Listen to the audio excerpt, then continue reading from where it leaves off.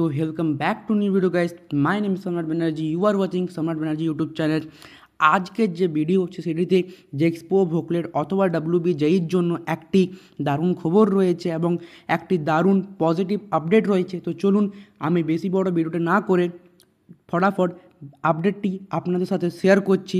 কিন্তু যদি আপনারা এই চ্যানেল নতুন থাকেন তাহলে চ্যানেলটি সাবস্ক্রাইব করে দেন, ভিডিওটিকে লাইক করে দেন এমনি আপডেট জানার জন্য।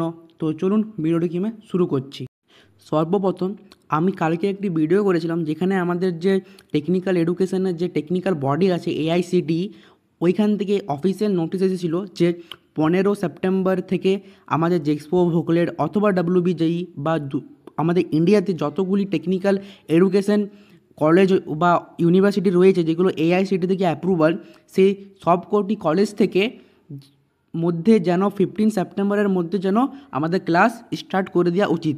যদি আপনারা এই ভিডিওটি না দেখে থাকেন তাহলে আমি নিচে ডিসক্রিপশনে লিঙ্ক দিয়ে দেবো, আগে আপনারা এই ভিডিওটি যে দেখুন, তবে আপনাদেরকে আরও ভালো করে আপডেটটি জানতে পারবেন, ঠিক আছে। কিন্তু আমি ছোটো উপর থেকে বলে দিলাম যে 15 সেপ্টেম্বর থেকে AICTE বলেছিল যে সব কিছু ভর্তি প্রতিক্রিয়া যেন শেষ হয়ে যায় এবং 15 সেপ্টেম্বর থেকে যেন আমাদের ক্লাস স্টার্ট করে দেওয়া হয়।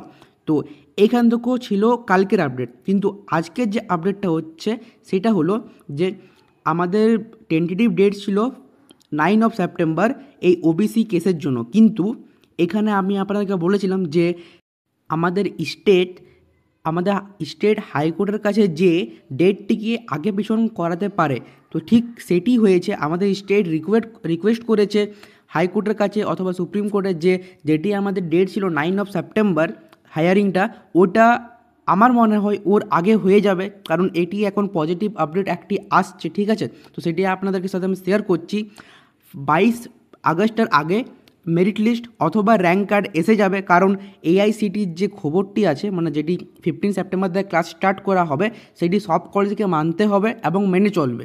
তো সেগুলি ফলো করার জন্য 15 সেপ্টেম্বরের আগে সব কিছু কমপ্লিট করতে হবে আমাদের ওয়েস্ট বেঙ্গলের যত বেসরকারি বা সরকারি কলেজ রয়েছে তাদেরকে। তো তারা যদি না করে, যতক্ষণে ডাব্লিউবি জেই থেকে বা কোর্টের থেকে অফিসিয়াল নোটিশ আসছে ততক্ষণ তো বেসরকারি কলেজ বা সরকারি কলেজ কোনো করতে পারবে না। তো তার জন্য এটি কি মানতে হবে এবং আপনাদের যে স্টেট রয়েছে সেটি কোর্টের কাছে যে 9 সেপ্টেম্বরের ডেটটা পিছনে করিয়ে আমার মনে হয় 22 আগস্টের আগে মেরিট লিস্ট অথবা যে ডাব্লিউবি জে র্যাঙ্ক কার্ড বা জেক্সপোর মেরিট লিস্ট বা ডাব্লিউবি ক্যাপের মেরিট লিস্ট এসে যাবে এবং 15 সেপ্টেম্বর থেকে আমাদের বিটেক বা জেক্সপো বা ভোকলেটের ক্লাস স্টার্ট হয়ে যাবে।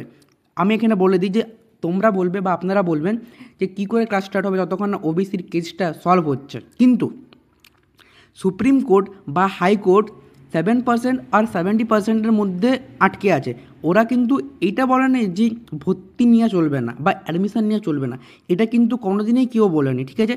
তো ওই ব্যাপারটাকে বাদ দিয়ে যদি আমরা দেখি তো ভর্তি নিয়ে চলবে, কিন্তু এই 7% বা 70% এটা নিয়ে দুজনের মধ্যে কনফ্লিক্ট হচ্ছে। বেসিক্যালি যদি ধরা হয় তো এই দুটো নিয়ে কনফ্লিক্ট হচ্ছে, কিন্তু অ্যাডমিশান হবে না এটা কিন্তু বলা হয়নি। তো 22 আগস্টের আগে আমার মনে হয় র্যাঙ্ক কার্ড পাবলিশ হয়ে যাবে আর মেরিট লিস্টও এসে যাবে। হয়তো 22 একদিন দুদিন আগে পিছন হতে পারে, বাট 22 আগস্টের মধ্যে সব কিছু হয়ে যাবে এবং 15 সেপ্টেম্বরের মধ্যে আমাদের জেক্সপো ভোকলেট ডাব্লিউবি জেই বিটেকের ক্লাস স্টার্ট হয়ে যাবে, কারণ করতে হবে এটা, ঠিক আছে। তো আমার মনে হয় আমি আপনাদেরকে বুঝাতে পেরেছি কি আমি কি বলতে চাইছি।